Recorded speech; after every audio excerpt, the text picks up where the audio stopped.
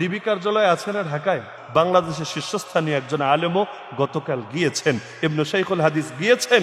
তবে গোটা জাতি দেখেছে হুজুরের খাবার খাওয়ার ছবি ভাইরাল হয় নাই, নামাজের ছবি ভাইরাল হয়েছে। ডিবি কার্যালয়ে যদি কেউ যায়, বড় নায়ক নায়িকা হোক, গায়ক গায়িকা হোক, খেলোয়াড় খেলোয়াড়নি হোক, নেতা খেতা যেই হোক, দেখবেন মোটামুটি ভাত খাওয়ার ছবি ভাইরাল হয়। কে ছবি তোলে? আমি আপনি গিয়ে তো সেখানে ছবি তুলতে পারবো না, ওখানকার লোকেরা অবশ্যই ছবি তোলে। আর কিছু পেতে হলে কিছু দিতে হয়। এত টাকার খাবার খাবে আর একটা ছবি তুলতে দেবে না, এটা তো আর হতে পারে না। তো মোটামুটি সবাই যায়, খাবার খায়। খাবার খাওয়াও খারাপ না, খাবার খাওয়ানোও খারাপ না, বাকিটা নিয়তের উপর নির্ভরশীল। কিন্তু আলহামদুলিল্লাহ সুম্মা আলহামদুলিল্লাহ, বাংলাদেশের শীর্ষস্থানীয় একজন আলেমও গতকাল গিয়েছেন, ইবনে শাইখুল হাদিস গিয়েছেন। তবে গোটা জাতি দেখেছে হুজুরের খাবার খাওয়ার ছবি ভাইরাল হয় নাই, নামাজের ছবি ভাইরাল হয়েছে।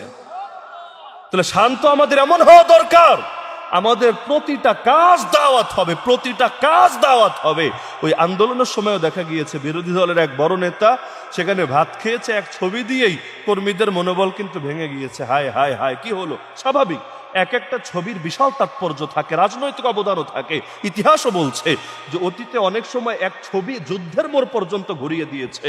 তো এক বিশাল আন্দোলনে পর্যন্ত কর্মীদের মনোবল নড়বড়ে হয়েছে নেতাকে খেতে দেখে। আর আমাদের মতো মাজলুমদের, আমাদের মতো তাওহীদবাদী মুসলমানদের অন্তরে আশার আলো জেগে উঠেছে হুজুরকে নামাজ পড়তে দেখে। তা আমাদের শান এরকম না? তার মধ্যে আরো মজা লেগেছে যখন বের হলেন, সাংবাদিকরা গিয়েছে কথা বলার জন্য। আরে সাংবাদিক, দুঃখের সময় পিছে পিছে দৌড়ে পর্যন্ত তাদের দৃষ্টি আকর্ষণ করা যায় না যে আমরা এই দুঃখে আছি, এই কষ্টে আছি, এই মুসিবতে আছি, একটু খবর ছেপে দাও না, একটু পত্রিকায় নিউজ করো না। অনেক সময় সংবাদ সম্মেলনে ডাকলে পর্যন্ত সফলতা পাওয়া যায় না। কিন্তু দিন তো সবসময় এক থাকে না, এই দিন দিন নয়, আরো দিন আছে। ওই আমি পত্রিকায় দেখতাম, তখন তো কারাগারে, পত্রিকায় জেলখানার মধ্যে 4টা পত্রিকা এলাও ছিল, 3টা বাংলা, 1টা ইংলিশ। তো দেখতাম 15 আগস্টের আগ পর্যন্ত, ওই বছর 2022-21 কথা, 15 আগস্টের আগ পর্যন্ত পত্রিকায় যখনই নাম আসতো আফগানিস্তানের কথা, তালেবানের কথা লিখতো, জঙ্গিরা আর আশরাফ ঘনি সরকার, জঙ্গিরা হামলা করে আশরাফ ঘনি সরকারের 3 জন বাহিনীর সদস্যকে মেরে ফেলেছে, এই টাইপের নিউজ দিত আর কি। তার মানে আশরাফ ঘনির যে রেজিম বা যে গভর্নমেন্ট, সেটা হলো সরকার, আর হলো জঙ্গি। যেই মাত্র 15 আগস্ট অতিক্রম হলো, মানে দেশ বিজয় হলো আর কি, এখন লেখে কি? এখন লেখে সরকার। কি লেখে? কি রে ভাই, হঠাৎ করে তোরা পন্থী হয়ে গেলি কেন? অথচ এই বাংলার জমিনও 2-4 বছর আগেও যে হুজুররা নিয়ে বয়ান করেছে, নিয়ে বয়ান করার মধ্যে কি সমস্যা? একটা জাতির উপর এসে আক্রমণ করেছে একটা ভিনদেশী জাতি, তা আমাদের উপর যদি বহিঃশত্রু এসে আক্রমণ করে, আমরা বসে বসে ললিপপ খাবো না আচ্ছা মতো সাইজ করে দেব? ওই যে পাকিস্তানি হানাদাররা এসেছিল সাইজ করতে, সাইজ হয়ে যায় নাই? আরে যায় নাই। আমার মজা লেগেছে যে 71-এর ইতিহাসের একটা মানে দিক সামনে উঠে আসার কারণে মাঝখানে আপনারা হয়তো পত্রিকায় দেখেছেন, পাকিস্তান আর আফগানিস্তানের মধ্যে একটু মন কালাকালি হয়েছিল, মারপিট লেগে যায়, যুদ্ধ লেগে যায় যে অবস্থা। ওই সময় আফগানিস্তানের বড় এক নেতা সে পাকিস্তান সরকারকে হুঁশিয়ারি দিয়েছিল, খালি লাগার জন্য খালি এসে দেখ না, তোদের পরিস্থিতি সে 71 সালের মতো হবে ইনশাআল্লাহ। আমার দেখে সেই খুশি লেগেছে, আরে কি হুমকি দেয় এদেরকে।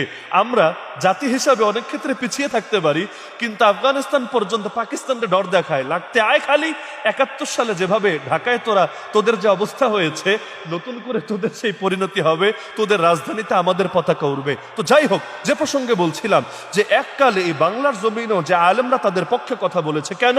তারা মাজলুম, কেন? তারা মুক্তিযোদ্ধা, কেন? বহিঃশত্রু তাদেরকে আক্রমণ করেছে, তাদের দেশ বাঁচানো, ধর্ম বাঁচানোর অধিকার তাদের অবশ্যই আছে। তো এই পক্ষে এখন তাদের মাথায় পাগড়ি আর গায়ে জামা আর পড়েছে কওমি মাদ্রাসায়, এজন্যই কি তাদের বিপক্ষে বলা লাগবে নাকি? এটা তো কোনো যুক্তিই হতে পারে না। তো ওই সময় যে হুজুররা পক্ষে বলেছে, এদেরকে রিমান্ডে কঠোর ঝামেলায় পড়তে হয়েছে। এর মধ্যে আমিও আছি। কি হুজুর এর পক্ষে কেন কথা বলেছেন? আমি একটাই যুক্তি দেখিয়েছি যে তাদের সমস্যাটা কোথায় আমাকে বলেন। আমাকে বলেছে যে তারা তো জঙ্গি সংগঠন, তারা আন্তর্জাতিকভাবে চিহ্নিত জঙ্গি সংগঠন। আমি বললাম তাদেরকে জঙ্গি সংগঠন কে বলেছে? আমেরিকা। তো আমেরিকার সাথে যুদ্ধ হলে আমেরিকা তো জঙ্গি বলবেই, কমন সেন্স কি বলে আপনি এটা বলেন? বললো না, তারা তো আন্তর্জাতিক জঙ্গি সংগঠন। আমি বললাম আন্তর্জাতিক হলো কিভাবে? নিতে এসেছেন, ভালো কথা, মোবাইল পেয়েছেন, অথবা রেজাল্ট কি এই কি, ব্যাস হুজুর চলে যাচ্ছে গাড়িতে। এগুলো দেখলে ভালো লাগে নাকি লাগে না? আরে লাগে না, কে লাগে না? যারা আমাদেরকে দাম দেয় না আমরা তাদেরকে দাম দেবো কোন দুঃখে? আরে আলেমের চাইতে, তালিবুল ইলমের চাইতে বেশি দামি দুনিয়ার বুকে কেউ হতে পারে? নবীর সঙ্গে যেমন কারো তুলনা চলে না, নবীর আহলে বাইত আর নবীর ওয়ারিসের সঙ্গেও কারো তুলনা চলতে পারে না। নবীর ওয়ারিসদের জন্য আসমানের ফেরেশতা পর্যন্ত দেখলে ডানা বিছিয়ে দেয়, গর্তের পিঁপড়া থেকে সমুদ্রের মাছ পর্যন্ত সবাই দোয়া করে বেড়ায়। তো তোর মতো দুই পয়সা নাস্তিক বেঈমান তারে পাত্তা দিলে কি আর না দিলে কি? আরে যারে চেনে ফেরেশতা, যারে চেনে গর্তের পিঁপড়া, যারে চেনে সমুদ্রের মাছ, তারে তোর মতো দুই পয়সার লোকে না চিনলেও কিছু আসে যায় না। আল্লাহ তাআলার স্বীকৃতির চাইতে বড় কোনো স্বীকৃতি আমাদের লাগে না, আল্লাহর দেওয়া সম্মানের চাইতে বড় কোনো সম্মান আমাদের লাগে না। এই মাত্র কয়েক বছর আগে এটা আমরা জানতে পেরেছি যে আমরা নাকি শিক্ষিত জাতি। এর আগ পর্যন্ত তো আমরা স্বীকৃতিপ্রাপ্ত মৌলবী ছিলাম না। তো ওই সময় যারা পড়ালেখা করেছে এদের জীবন কি লস হয়ে গেছে নাকি? না রে ভাই, দুনিয়ার কোন রাষ্ট্র স্বীকৃতি দেখ বা না দেখ, আল্লাহ এবং তার রাসূল যারা স্বীকৃতি দেয় তার দুনিয়ার কারো স্বীকৃতি লাগে না।